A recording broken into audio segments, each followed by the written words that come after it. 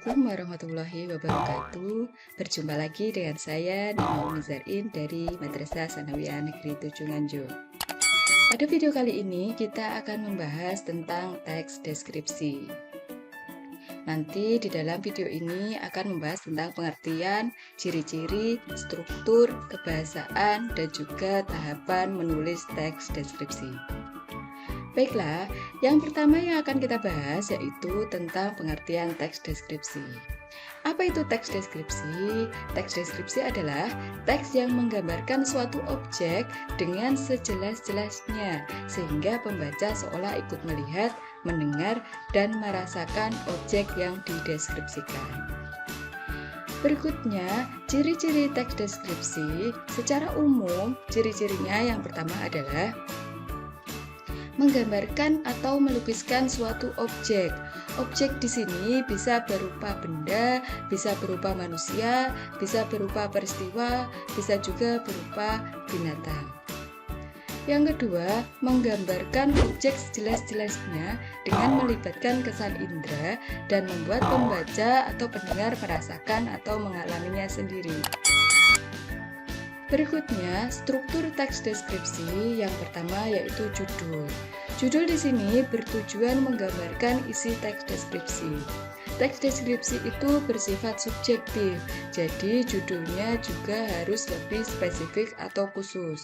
Contoh judul teks deskripsi yaitu Kitty kucingku. Jadi di sana hanya akan menggambarkan kucing yang bernama Kitty. Yang kedua yaitu deskripsi umum. Deskripsi umum di sini berisi pemaparan gambaran umum tentang objek. Seperti yang sudah dijelaskan, objek bisa berupa benda, manusia, atau peristiwa yang digambarkan atau dideskripsikan. Yang ketiga yaitu deskripsi bagian. Deskripsi bagian di sini berisi pemaparan yang lebih rinci atau lebih lanjut daripada deskripsi umum tadi. Yang keempat yaitu penutup. Penutup di sini berisi simpulan dari objek yang dideskripsikan. Berikutnya pembahasan kita tentang kebahasaan teks deskripsi.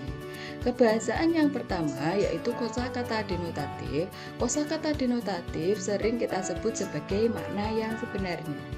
Padahal pengertian dari kosakata denotatif yakni kata yang diujarkan dengan maksud apa adanya. Maksud apa adanya di sini berarti tidak ada tambahan makna. Contohnya, Pak Ali memiliki 2 ekor kambing hitam di peternakannya.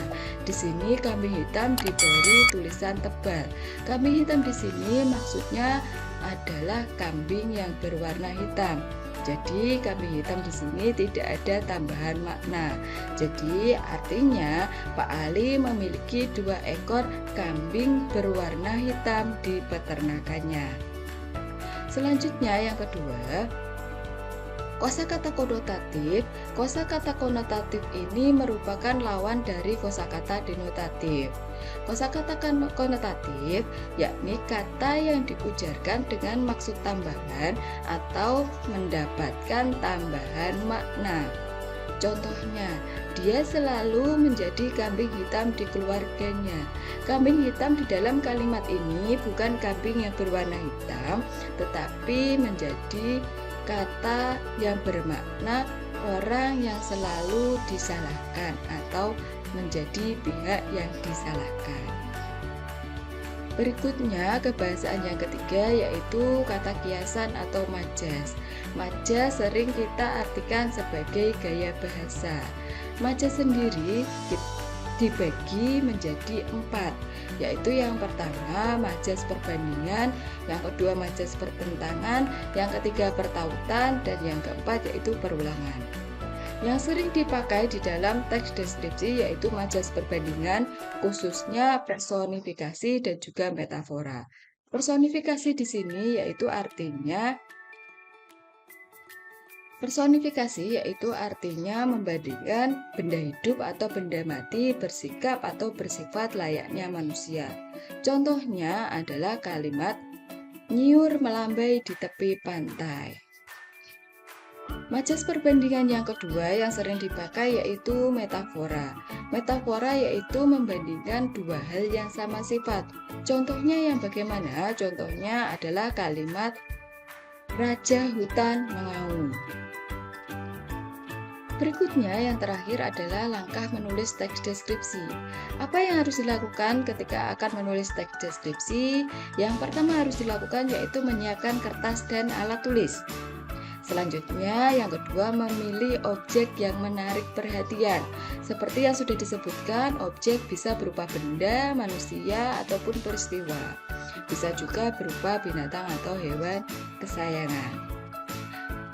Selanjutnya, yang ketiga adalah mencatat terperinci bagian-bagian yang menarik dari objek.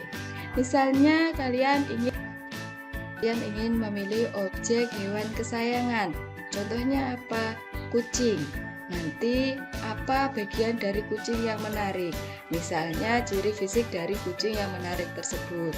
Misalnya, kucingnya berbulu lebat, berwarna hitam, dan sebagainya. Selanjutnya, yang keempat, dari bagian-bagian menarik nanti bisa menyusun menjadi kerangka. Kerangka di sini harus sesuai dengan struktur dari teks deskripsi. Sesuai yang disebutkan tadi, strukturnya ada beberapa bagian. Selanjutnya, yang kelima, dari kerangka yang sudah dibuat, nanti bisa dibuat menjadi sebuah teks deskripsi yang utuh. Setelah menjadi teks deskripsi yang utuh, nanti kita harus membaca ulang agar bisa memperbaiki jika mungkin ada kesalahan baik ejaan, kosakata, kalimat, ataupun paragraf. Demikian materi yang kita bahas hari ini. Jika ada kurang lebihnya, mohon maaf. Terima kasih sudah menonton video ini. Jangan lupa subscribe.